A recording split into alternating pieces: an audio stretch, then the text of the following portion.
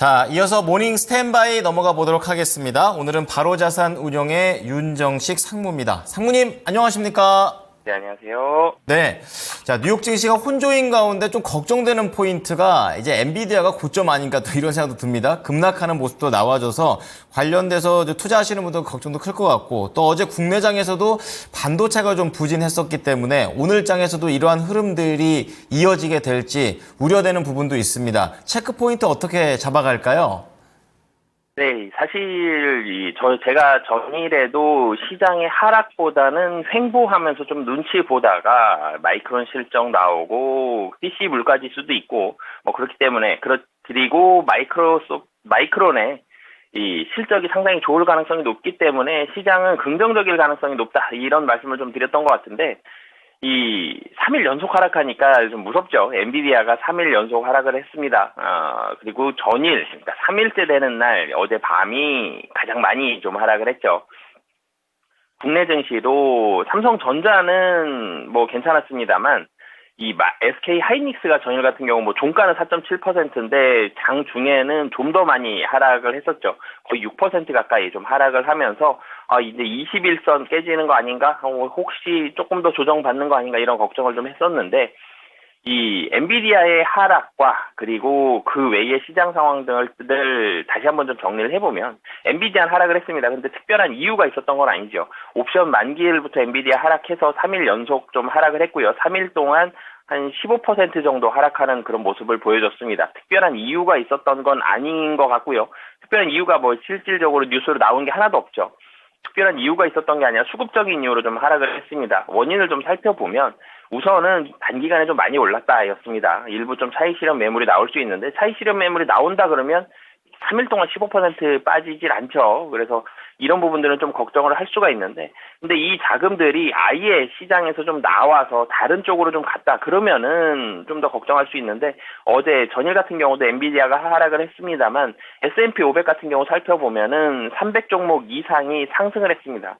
상승 종목이 좀 더 많죠. 물론 엔비디아가 하락을 했기 때문에 나스닥이 하락을 했고 반도체 종목들도 다 같이 하락을 했고 시장도 하락에 좀 더 가까운 그런 모습들을 전체적으로 보여줬습니다만 이 시장이 좀 키를 맞추는 그런 모습들을 많이 보여줬습니다. 단기적으로 좀 많이 올랐던 종목들에 대한 자금 일부가 많이 오르지 못했던 다른 종목들로 가서 좀 매수하는 그런 모습을 보여줬거든요.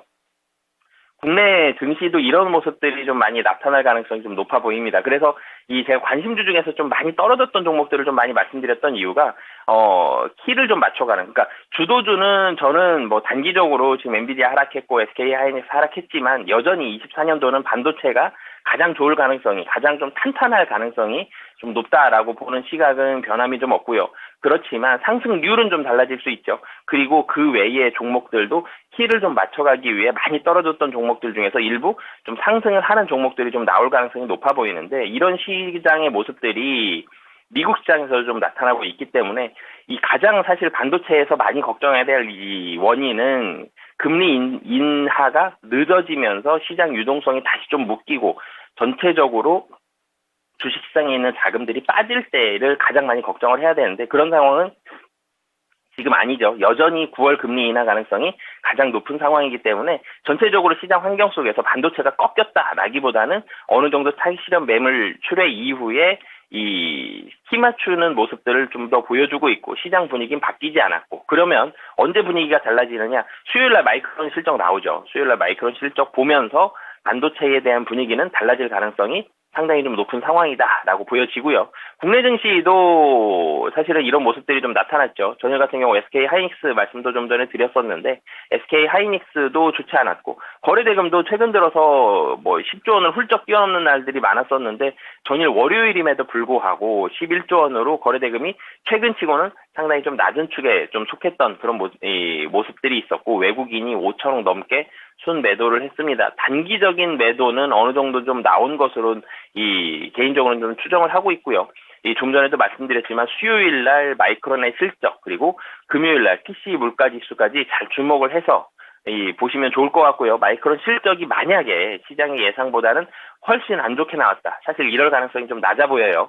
왜냐하면 이 반도체는 실적 추정이 그렇게 어려운 기업이 아니기 때문에 대체적으로 이 컨센서스를 좀 잘 맞추는 섹터 중에 하나거든요. 그래서 마이크론 실적 좋을 가능성이 좀 높기 때문에 마이크론 실적을 기점으로 반도체는 반등할 가능성이 높고, 만약 뭐 이 반도체 실적이 좀 좋지 않다라면 그때는 시장을 좀 좋지 않게 좀 보수적으로 좀 대응을 하시는 모습들이 필요하다. 그렇기 때문에 수요일 날이 가장 중요한 날이다라고 말씀드리겠습니다. 네. 자, 우선은 단기적인 등락에 일희일비 안 해야겠다 이런 생각이 들고, 마이크론의 실적 그리고 PC 소비와 관련된 지표까지 보고 난 다음에 대응이 필요해 보입니다. 자, 그러면 오늘 모닝 관심주 넘어가 보겠습니다. 첫 번째 키워드입니다. 어디에서 잡으셨나요? 네, 여름 보너스입니다. 2분기 배당 투자자들 배당에 좀 더 관심을 가져보자라는 이 여름 보너스 2분기 배당에 이 키워드 좀 맞춰보도록 하겠습니다. 네, 계절적인 요인에다가 여름 배당이다. 조금은 좀 생소한 부분도 있는데요. 신선합니다. 어떠한 내용입니까? 사실 이 배당, 이 여름 중간 배당이 없었던 건 아닙니다. 그동안 없었던 건 아닌데 중간 배당을 실시하는 기업이 많지 않았어요. 많지 않았었는데 이 중간 배당을 실시하는 기업들이 점점점 늘어나고 있고, 이제는 분기 배당을 실시하는 기업들도 조금씩 늘어나고 있는 그런 모습입니다. 사실 배당 그러면 연말 내 12월 달 들어서 이 배당에 대해서 관심들이 많이 증대가 되고, 배당 관련된 종목들이 올라가고, 배당주에 투자하는 펀드에 좀 가입을 하자, 뭐 이런 뉴스들이 좀 많이 나왔었는데, 배당 얘기가 지금 나오죠. 여름에 나옵니다. 그 이유와 그리고 어떻게 투자를 하면 좋을까, 이런 부분들을 좀 살펴보고 싶은데, 이제 6월 말까지 주식을 보유하면, 뭐 연말 배당은 12월 말이죠. 근데 이제 반기 배당은 6월 말까지 주식을 보유하면 배당을 받을 수가 있습니다. 뭐 중간 배당, 반기 배당이다라고 불리는데요. 이 배당을 쪼갠 기업들이 상당히 좀 많이 늘어나고 있습니다. 이 배당을 쪼갠다, 그러니까 전체적으로 배당 금액이 늘어난 곳이 사실 더 많고요. 근데 배당을 똑같은 금액을 주더라도 연말 배당과 여름 배당으로 좀 쪼개는 그런 모습들이 있습니다. 우선 상장사 같은 경우는 코스피에서는 한 50곳이 좀 넘는 곳, 코스닥에서는 20곳이 좀 넘는 곳, 그래서 총 70여 곳이 중간 배당을 실시할 것으로 보여지는데요. 좀 특징적인 부분이 삼성전자와 SK 하이닉스도 중간 배당이 있습니다. 이 배당주에 있습니다. 그러면서 배당액까지는 아직 안 나왔는데, 그리고 사실 전통적인 배당주들 있죠. 은행주들, 뭐 KB금융, 신한지주, 우리금융지주, 통신주도 있죠. SK텔레콤도 있고, 뭐 이런 중간 배당하는 기업들이 있고, 좀 특징적인 게 LG전자도 배당주에 이름을 올렸습니다. LG전자 같은 경우는 중간 배당 실시하지 않고 있다가 이번부터 중간 배당을 좀 실시한다라고 밝혔고요. 이런 배당하는 기업들이 많이 늘어난 이유를 좀 살펴보면, 기업 밸류어 프로그램 정부에서 실시하고 있죠. 물론 이제 정부에서 실시한다라는 게 가장 큰 이유인 것 같고요. 그리고 또 한 가지는 이 기업 밸류어 프로그램을 통해서 이 주가에 대한 부양, 사실 이전에 성장주가 압도적으로 많은 국내 증시를 살펴봤을 때 성장주들은 대체적으로 배당보다는 기업 투자에 좀 더 포커스를 맞췄었죠. 그런데 이제는 성장성이 조금 떨어지는 그런 모습들도 좀 나타나고 있습니다. 그렇게 되면 성장보다는 배당에 좀 더 포커스를 맞춰야 되는, 선진국으로 가면 갈수록, 개발도상국에서 선진국으로 갈수록 배당주에 대한 비중이 점점 늘어나는 것처럼 국내 증시도 이런 모습들에도 포함되는 이런 모습들, 이런 이유들도 있습니다. 기업 밸류어 프로그램, 주식 부양, 그리고 이제는 개발 비용이 조금 적게 들어간다, 이런 부분들이 모두 있기 때문에 중간 배당이 모두 늘어났는데, 중간 배당도 걱정해야 될 부분이 있죠. 연말 배당도 배당락이 있습니다. 배당일 기준으로 배당을 딱 받고 그 다음 날부터 주가가 매도하면서 주식이 배당 금액 비율만큼 어느 정도 좀 하락하는 그런 모습들이 있는데, 반기 배당도 마찬가지로 이런 배당에 대한 비율이 좀 높은 부분들은 배당락으로 인한 단기 하락, 하루나 이틀 정도의 하락은 좀 나타날 가능성이 높다라고 보여지고요. 배당주 중에서도 좀 전에 말씀드렸던 뭐 여러 배당주 중에서도 실적이 상당히 좋은 기업들이 있습니다. 그래서 그런 기업들, 그러니까 기왕이면 배당도 나오는 기업들, 조금 더 길게 투자하시는 분들이라면 그런 기업들로 좀 관심 가지시면 좋을 것 같고요. 이 배당주들이 점점점 늘어나는 추세다. 그리고 주주 환원책과 기업 밸류어 프로그램에 대한 영향이기 때문에 이 정책들은 계속적으로 좀 끌고 갈 가능성이 높기 때문에 이런 중간 여름 배당에 대한 관심도는 계속적으로 늘어날 가능성이 높다라고 보여지고요. 이 관심 기업 좀 살펴보면 이 KB금융, 사실 이 시간에 금융주도 제가 말씀을 드렸던 것 같은데 KB금융, 금융주 뺄 수가 없죠.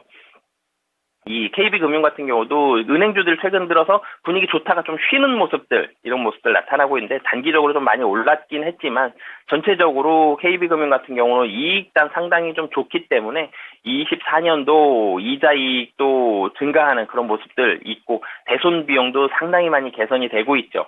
그리고 주주 환원책이 상당히 좀 좋습니다. 이 가장 강력한 이 은행주 중에서 주주 환원책을 실시하고 있는 만큼 배당주 중에서 은행주 실적 좋고 그 중에서도 KB금융 가장 강력한 주주 환원책이다. 그렇기 때문에 관심 갖고 보시면 좋을 것 같습니다. 네, 자, 첫 번째 키워드는 밸류업에서 배당 쪽으로 넘어가면서 KB금융까지 연결을 해주셨습니다. 자, 그렇다면 상무님 두 번째 키워드 어디에서 볼까요?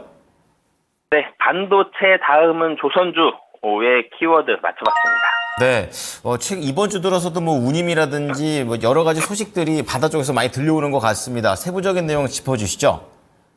네, 이 반도체 대장주의 상승 랠리가 상반기에 계속됐었죠. 상반기에 어떤 키워드가 가장 중요하냐? 압도적으로 1등이 반도체였던 것 같습니다.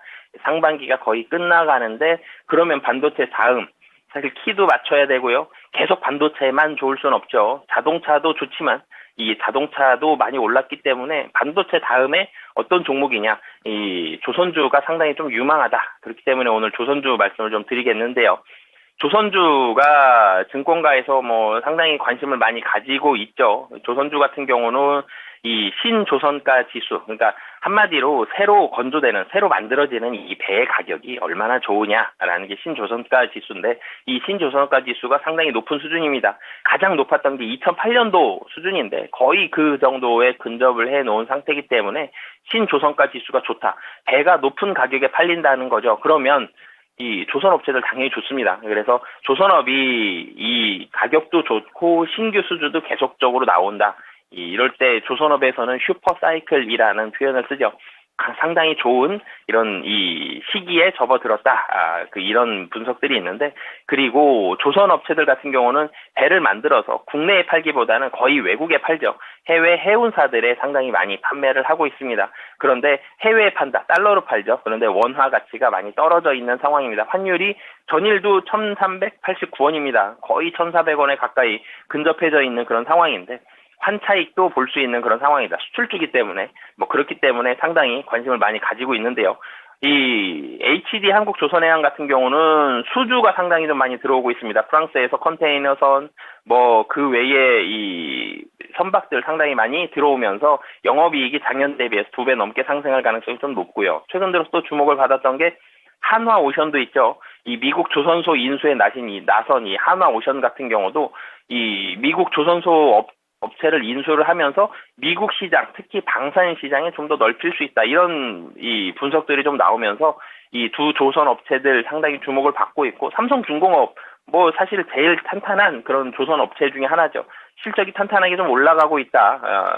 특히 FLNG에 강점이 있는 삼성중공업까지 조선주들 계속적으로 실적이 좀 올라가고 있고 하반기에도 좀 더 주목을 많이 받고 있기 때문에 조선주들 계속적으로 좀 시장의 관심이 주목이 될 가능성이 상당히 좀 높고요. 그 중에서 오늘은 좀 한화오션 말씀을 드리고 싶은데 제가 이 시간에 삼성중공업은 좀 말씀을 드린 적이 있는데 한화오션 같은 경우는 사실은 어떻게 보면 조선 3사 중에서 이 조선업에서는 조금은 떨어져 있을 수도 있다라고도 좀 보여줄 수 있는데 한화그룹으로 들어가면서 약간씩 변화하고 있습니다.